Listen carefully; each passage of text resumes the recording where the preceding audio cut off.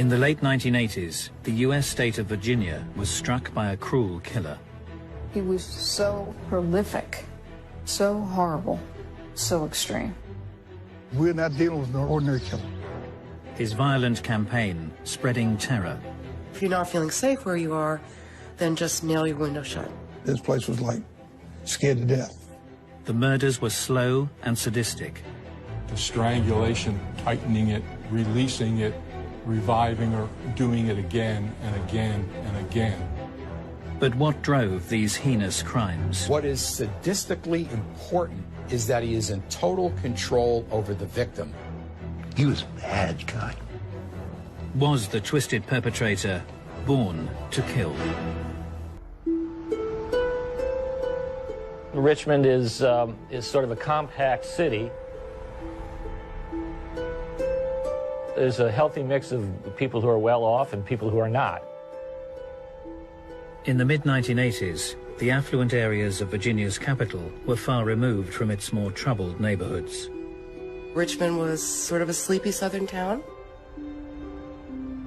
Any crime you heard of was gang crime, tucked away someplace in the city that, you know, you just didn't think anybody but the bad guys went to. One seemingly safe haven was the peaceful district of Southside. The homes are old, they're large, made out of brick, you know, and so it's a nice place. But during September 1987, Richmond detective Ray Williams received a call that would shatter this suburban serenity. 10 o'clock in the morning on a Saturday, we had a DOA, unusual DOA, strangulation. If it's a strangulation, it's probably somebody she knew, because, you know, I'm close and personal like that. I'm thinking first place I'll look is associates and boyfriends. The detective's initial suspicions proved to be wide of the mark as he entered the first floor apartment. First thing I said is, uh-oh, I've never seen in my entire career anything like this. I knew that we had a special case here. There were certain things that stood out which suggested to us that something ritual was going on. As I look in, she's lying face down on the bed, upper torso was hanging off the bed. She had one hand tied behind the other with shoelaces. And they tied them to a point to where they would, if you pull one, you tighten the ligature. He then had two socks wrapped around her neck and a 16-inch vacuum cleaner extension twisted in the ligature. The victim, although she was sexually assaulted, was redressed after the crime. There was a large deposit of pure, uncontaminated seminal fluid, which could have only come from masturbation. The victim of the horrific attack was 35-year-old magazine accounts clerk, Debby Davis. Debbie was my bookkeeper. She lived alone. She'd been married briefly and divorced. Warm smile, very engaging, very friendly. Ray Williams and Glenn Williams came to my door. They were here to tell me that she'd been murdered the night before. I think I just nearly fainted. I never could imagine anything that could happen to a friend of mine. This sweet woman didn't have an enemy in the world. Faced with a seemingly motiveless murder, investigators attempted to piece together the killer's movements. Of course, we do the walk around, we check behind the bushes, we check all under here. The intruder's entry point soon became apparent. Then we noticed the kitchen window had a rocking chair below it. Now he balanced that rocking chair right here, cut the screen and crawled right in that window. It told me one thing, it told me it would be somebody very agile, somebody very strong. You can see, you know, I'm standing here and the rocking chair is probably, the seat of the rocking chair is no higher than where that vent is. So look how high he's got to be strong enough to lift himself up and then get in that window. And I'm saying, this guy's got to be a hell of an athlete to be strong enough to do that. And we feel like when he gained entry, he was there waiting for her to come home. The perpetrator would use his time to prepare for the attack. He used materials that were on the scene. He didn't bring things with him. And the killer's use of the homemade tourniquet was chillingly sadistic. And he raped her and choked her, and then she would come to and he would choke her again, and he repeated this process a number of times. It was particularly brutal.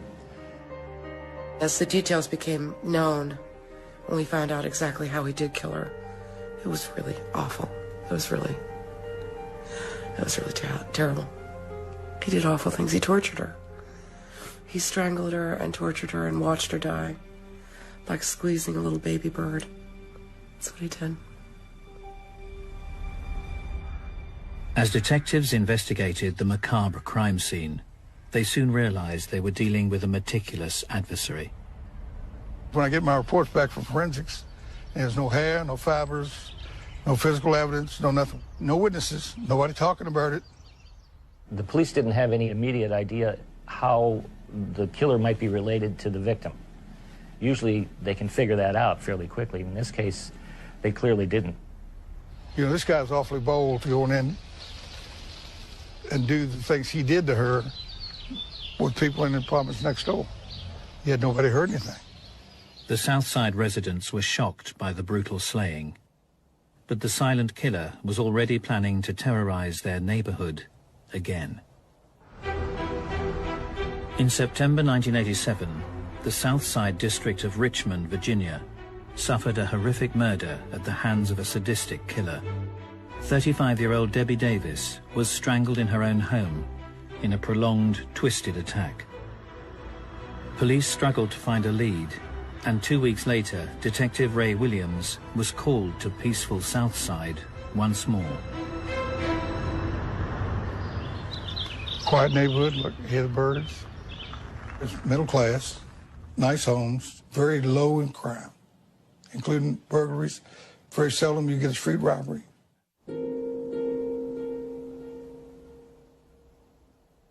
The first impression of Dr. Susan Hellam's house told nothing of what lay inside.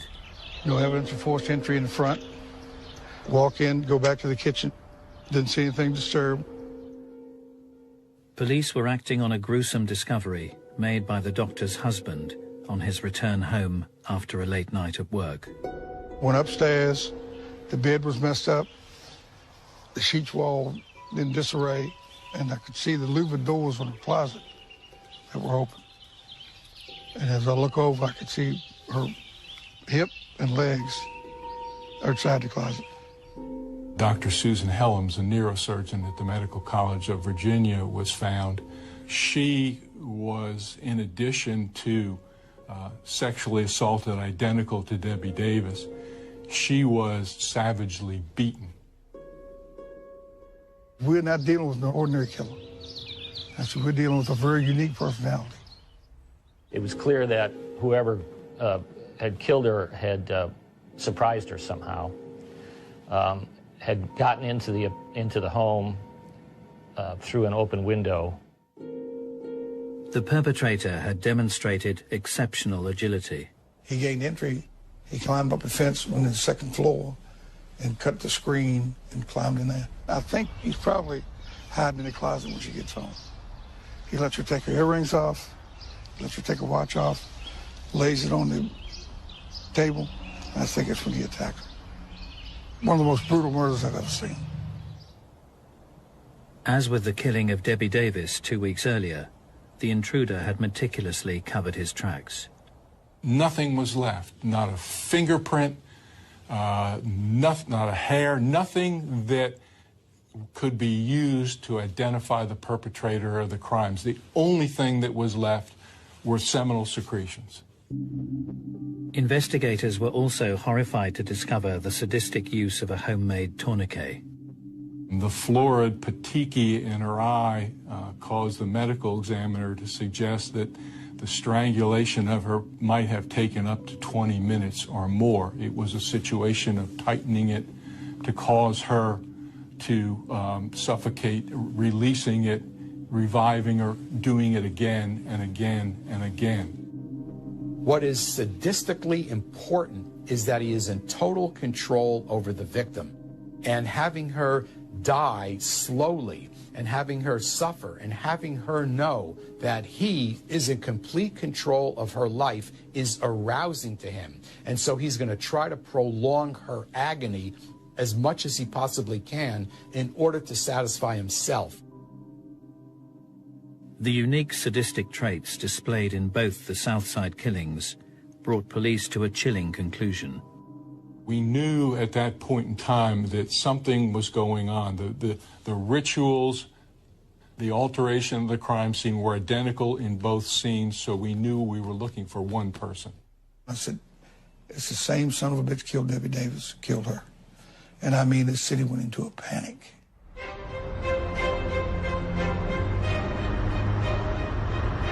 Once this was identified as a serial killing, everything in Richmond changed immediately. You could walk through Forest Hill Avenue, every light over there was lit. Every lock, deadbolt lock, in every hardware store sold out. We had somebody come in and say to women in particular, if you're not feeling safe where you are, then just nail your window shut. Man, this place was like scared to death. As the pressure mounted, police would turn to the FBI for a profile of the killer, now dubbed the Southside Strangler. We tended to think, quite candidly, that we were looking for a white guy, probably about 30 years old, somewhere in that neighborhood. Intelligence, he'd be a loner, he wouldn't talk about his crimes, he'd roam at night. The previous history of this, we didn't know whether it was in Virginia or somewhere else in the United States, but that this wasn't a beginner. This was an experienced individual who had done this. As the police investigation progressed, a clue came to light. The victims were unwittingly connected. Debby Davis worked as a bookseller in a bookstore at a mall, and we went back through all the records and found out that, in fact, Dr. Susan Helms had actually purchased books in that store and had written a check to Debby Davis for a purchase of books in that store. The two victims had frequented the Cloverleaf Mall in nearby Chesterfield County. This entire area here was stores and stuff. People drove up into it, and then you could walk into the mall, and there were different stores inside. The popular hangout was often bustling with shoppers, but amongst the crowds, a solitary figure would go unnoticed. 25-year-old Timothy Spencer wasn't known to many of the locals. He was over 100 miles away from his hometown of Arlington, Virginia, a quiet suburb of Washington, D.C. Arlington is pretty much, they call it a bedroom community. It's more residential than anything. It has its areas that are more dangerous than others, obviously. It's typical of any close-in suburban area of a major metropolitan city. Born in 1962, Timothy Spencer was raised in the Green Valley district of town. There's little small dead-end cul-de-sacs that run up all down through here. I would describe it as a lower-income neighborhood. However, it has areas where there's very hard-working people lived here for years and years. His mother and his father were both, had some college, they had jobs. They were divorced at some point. Spencer's mother juggled a busy life, bringing up her children as a single parent. My mom is the best mom in the world. She provided everything. She spent time with us. We had meals at the table. So we were pretty much a structured family. As the older sibling, Timothy would naturally look out for his younger brother. It was Christmas, and I got an orange bike with the training wheels on it. So we go out on the street, and he was like, hey, first thing we gotta do, we gotta take these training wheels off. And for about 5 hours, we just rode around, and he was behind me with his hand on the seat, just, you know, just guide me. And it's funny because I ran right into a car. Boom! And he said, you can't be looking back at me. You got to keep your eyes on the road, and, you know, just a whole spiel. So he was definitely, you know, a loving brother. Although quiet, Spencer stood out in the neighborhood. He was gorgeous, man. My brother was dynamite gorgeous. I used to be with him and people scream because he looked so good. Hazel eyes. That's what made him unique. They changed like the weather. He was always quiet around everybody, but when he and I were together, it was, you know, we would talk like brothers and laugh and, you know, tell each other things, and that's my big brother, man. A person who becomes singled out because of they're very attractive or they're very unique in a way that people respond to and treat as if they're quite special, especially if they're already narcissistic, they will believe that they should be accorded certain treatment, and when they don't get it, they could get angry. Spencer increasingly struggled to conform. His behavior drastically deteriorated during his school years.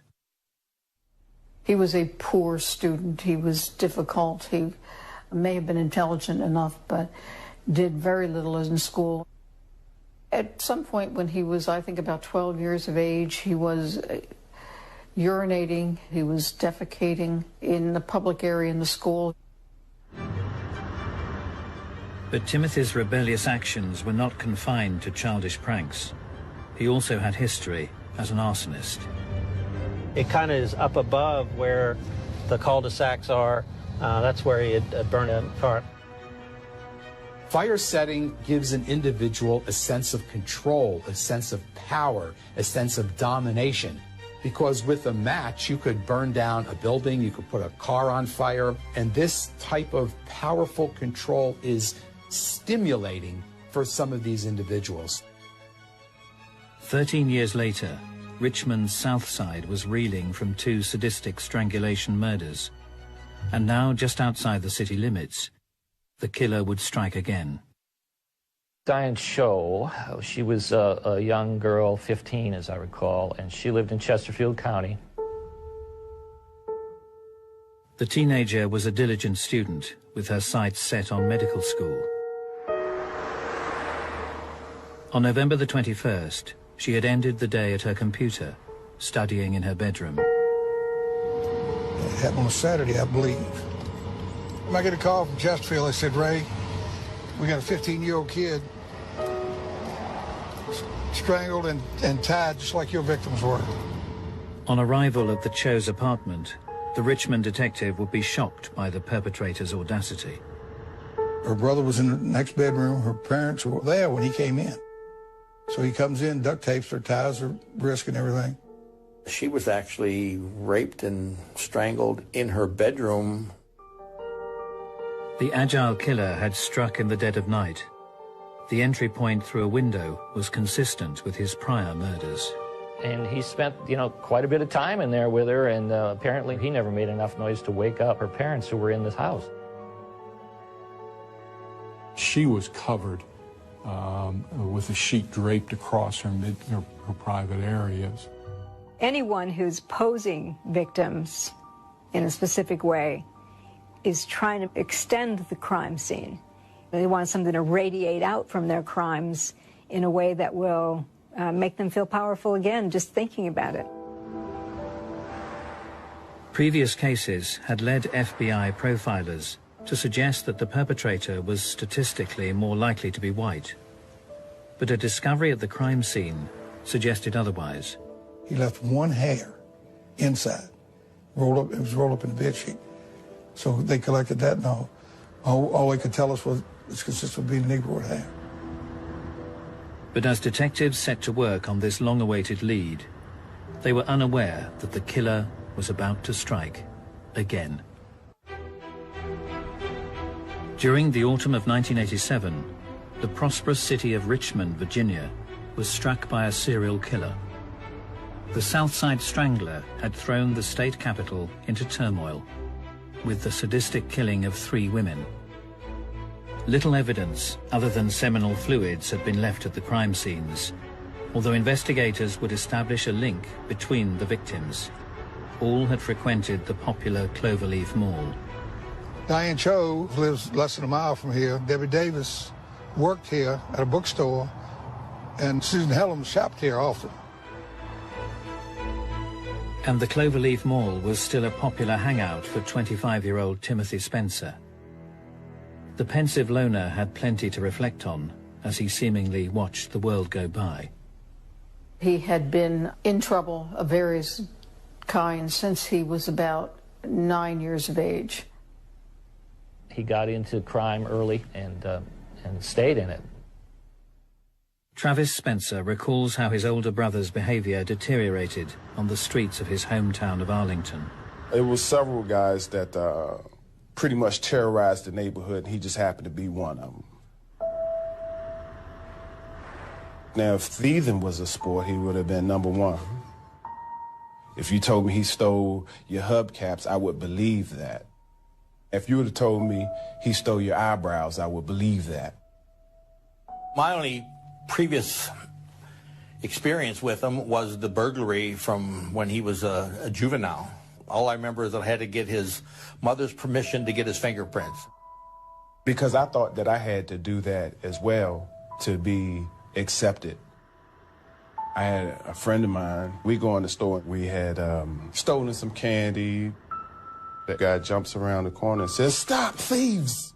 So the police came, the officer put us in the back. We get to my house. My mom came to the door and saw it was me, and her whole face changed, like, no. And when my brother got home, I'm like, yeah, this is our bonding moment. And he looked at me with the seriousness in his eyes and said, you know, don't ever steal. You know, don't be like me. Be better than me. As Timothy Spencer approached his 20s, his escalating career of crime would lead to severe consequences. The eventual burglary that he went to prison for was not too far from here. We're in the South Arlington, the border with the city of Alexandria. I broke into a house and the cops caught him inside. That's why he got his time. He was serving time for B&E. The jail part, now that right there, that was the part of me growing up. I used to cry all the time when I used to go see him because, you know, I couldn't understand why he was behind there. And as I got older, I understood right from wrong. And if you do wrong, that's where you go. Once you go to prison, it's only 2 things that can happen. Either you're going to do better or you're going to turn to the dark side. Spencer would be released in September 1987, having served 3 years in prison. He was placed in a halfway house 100 miles away from Arlington, in the Southside district of Richmond. His apartment was the one upstairs on the left-hand side. It's a transitional house for nonviolent offenders. If they're nonviolent, they bring them right after serving a certain amount of time to acclimate them back into society. As Spencer settled into his new surroundings, he would keep the staff and residents firmly at arm's length. He was a loner. He didn't talk to anybody, didn't have any friends. But when he ate near the end of the table, would not engage in conversation. If they watched TV, he'd sit on the other side of the room. However, Spencer did cultivate a relationship with a female member of staff. Servicing her car opened up opportunities for the reclusive resident. The only person he talked to was a woman whose car he used to work on so he could drive. Spencer would cruise the local neighborhood and visit the Cloverleaf Mall in nearby Chesterfield County, supposedly returning in daylight hours. Normally on a halfway house, you're let go to go out and work, and you have to come back in at night. You're not allowed to go out overnight. But Spencer wasn't playing by the rules. They're supposed to be supervised, checked in, checked out, but was not run well at all. Timothy Spencer continued to roam the streets at will.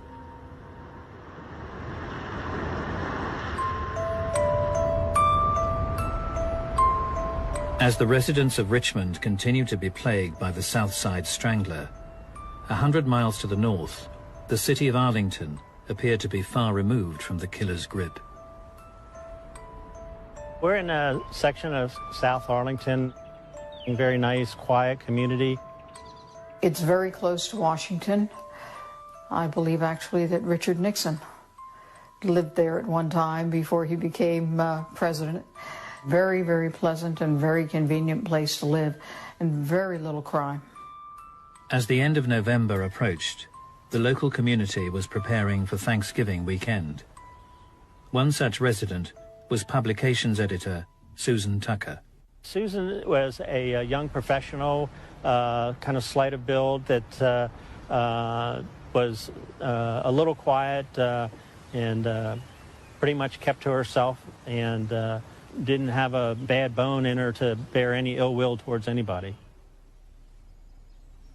She was home alone because her husband was on a business trip.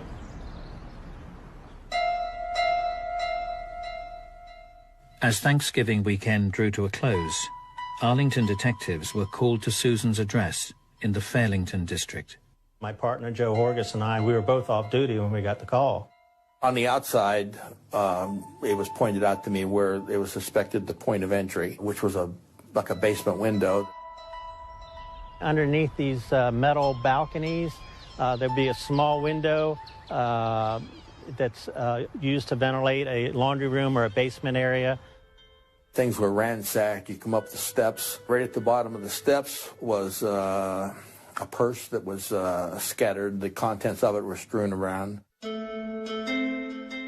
As the detectives headed to the first floor, they were faced with a scene they would never forget. Susan Tucker was lying nude on the bed with her hands tied behind her back, and there was a rope going from her hands and feet to her neck. She died from strangulation by ligature. Miss Tucker's body was not found for a number of days, so obviously that's going to add to the unpleasantness of the scene. Terrible, terrible scene. What I remember as much as anything was the horrible smell in the house. The sordid scene would reveal another twisted element to the attack. There was an unusually large amount of semen outside on this blanket or whatever it was. The thought was that as he was killing her, he was probably masturbating. The gruesome murder bore no witnesses, but the sadistic nature of the strangulation prompted investigators to look to the past. Because there were so few homicides in Arlington, and very, very few of that type, as soon as they saw the way the body was with the ropes, they immediately thought of a homicide that had taken place 3 years earlier of Carol Hamm. A local man was serving time for Caroline's murder, but with the similarities between the attacks difficult to ignore, detectives were now beginning to question whether the right man had been convicted. Carol Hamm was found with a rope going from her neck up over a pipe down to the bumper of a car. She was tied with her hands behind her back. Investigators also recalled a string of unsolved sexual attacks that had featured similar sadistic traits displayed in the murders of Carol Hamm and Susan Tucker. I knew that there was a rapist who was working the area, breaking into apartments.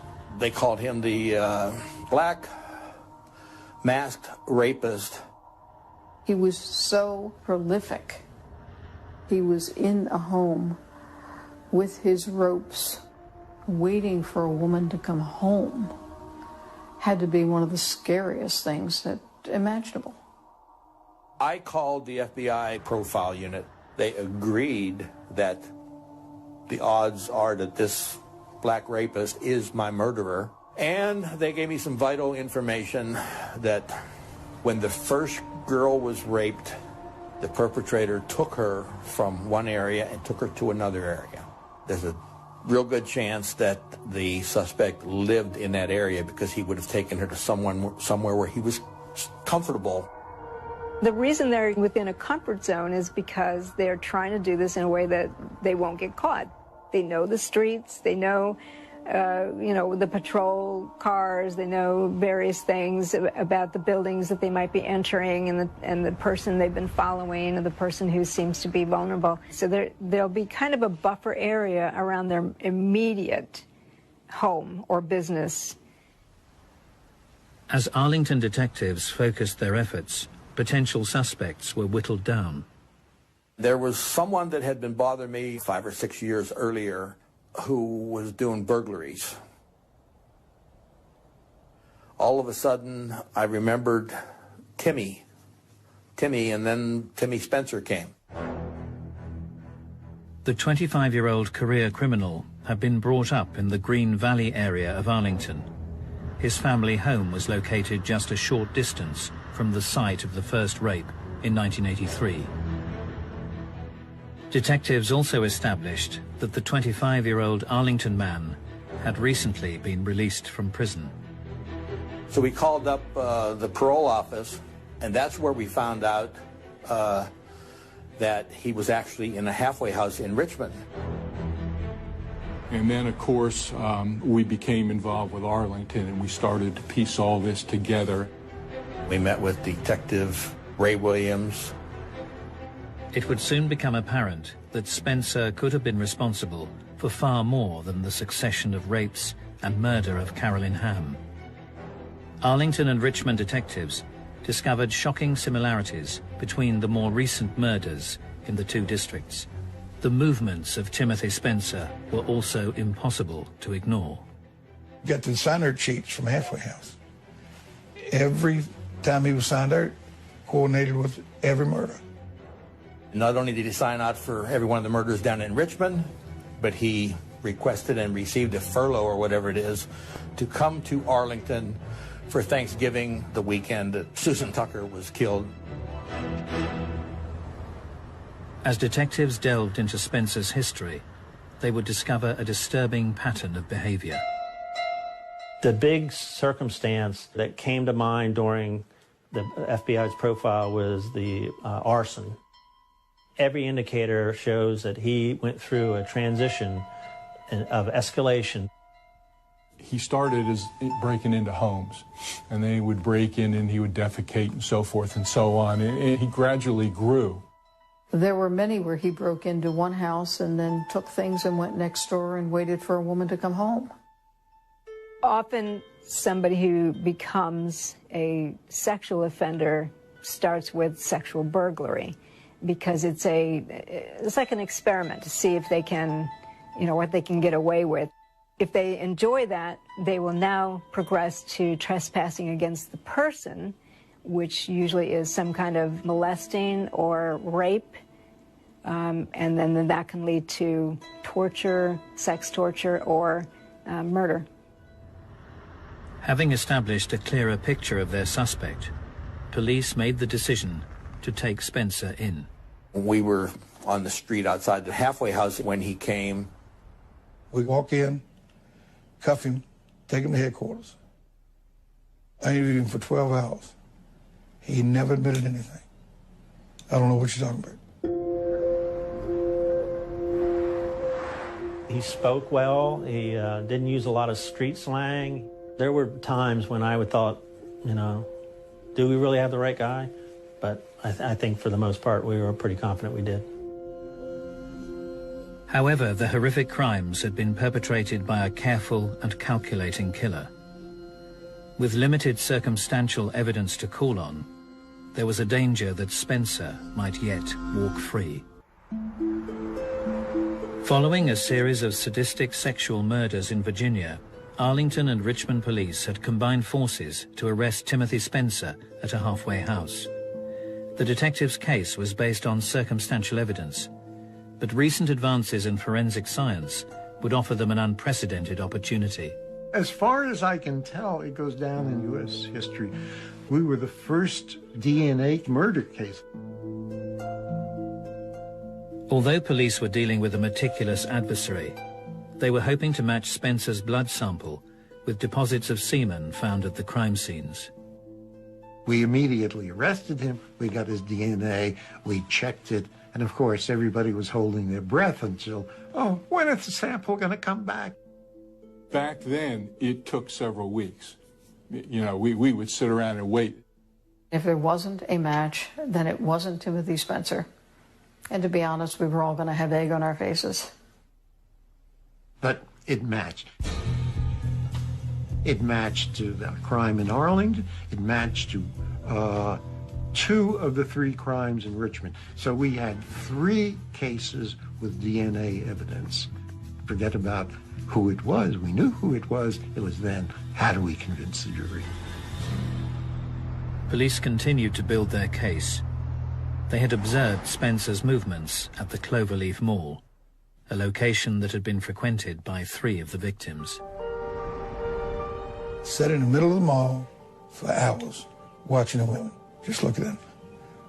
Would just sit there and watch them walk by. Never bought a thing. Like a chameleon, and just blended in, didn't cause any problems. He obviously was very meticulous in picking out his targets. Once he picked one, he would walk behind her and watch stores she went into.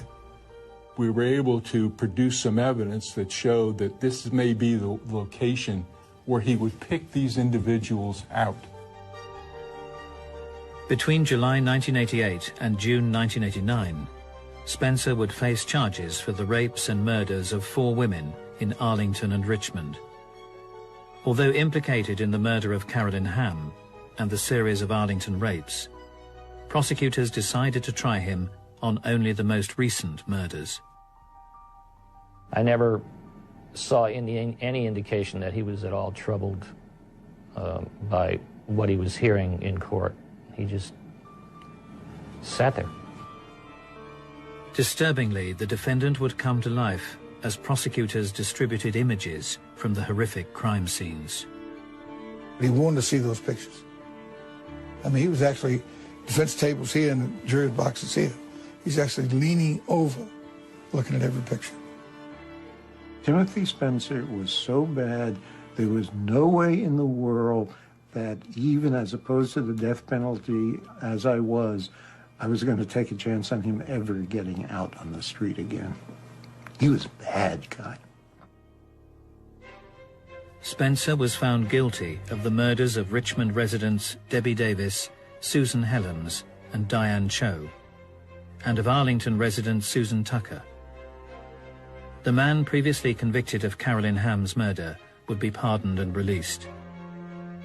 As Spencer was placed on death row, the question remained: how had this serial burglar and rapist ended up as the most sadistic of killers? That was the hardest part of the whole situation. Like I said, you told me something about some stealing. But murder, I never could see my brother actually murdering somebody. He was a very angry person, a controlling person. He wanted to control people. He obviously hated women for some reason. It's not the sexual part of the crime that doesn't give them the satisfaction. For some reason, they've harbored this inner anger towards women. He's escalated to his torturing people. The torture part is part of the anger, and releasing that anger towards your victim. It's like an experiment to see if they can, what they can get away with. Once they have someone and they've subdued them and they know that that person's not going to escape, they want to prolong that feeling of power over this person. But what was the root of this twisted fury? Was Timothy Spencer a born killer? I think something wasn't really right in the mind. If somebody's ill, that's treatment. That needs to be with medication, some doctoring. Me growing up in that household, he was definitely ill. We don't see any genetic thing that turns a person into a sex murderer. But if he's also a predatory psychopath, We certainly are finding that there are brain factors in terms of areas of the brain that don't inhibit aggression and areas of the brain where moral decision-making is made that are atrophied. So you get a sex killer who's also a psychopath, it's more likely that person will become an aggressive offender. I wouldn't say he's a born killer, but that deviant sexual arousal pattern is certainly hardwired. And with other events in individuals' development and childhood could set the stage for somebody to act out. Timothy Spencer was executed at the Greensville Correctional Center on April the 27th, 1994. They called me, they said, "You coming down?" I said, "No. I deal in death every day. And it's just a legal way for the state. You're still killing somebody." I mean, I'm not saying he didn't deserve to die, because he'll never kill anybody else. But I still have mixed emotions about death penalty. That day, phew. Yeah, I was there. I was there the last day on this earth when they told us we had 2 minutes left to talk to him. You know, for you to be sitting there with a person perfectly healthy, they damn near had to pry us apart. I do remember the day that he was to be executed was a very unusual day for me. And I remember not being able to speak to people all day long and just carrying it around with me, remembering my friend. For many, the actions of this sadistic killer are simply a terrible chapter from the past. But for some, the pain lives on. I think that to be able to do what he did and to murder my friend in the method that he did, he was an absolute monster. He was the personification of evil. Most evil person. He was certainly the worst person that I encountered in the 25 years or so that I was in that kind of environment. You have those nights where you dream of them and you wish you could just hold them and hug them, and they're just not there. They're just not there. Wake up out your dream, crying 9 times out of 10. He did what he did. No doubt about that. We can't erase it. We all are crime victims. Life still goes on. And, you know, it's still a constant struggle. And I'm sure the victims' families, you know, they're struggling as well, you know. Nobody's a winner in this situation.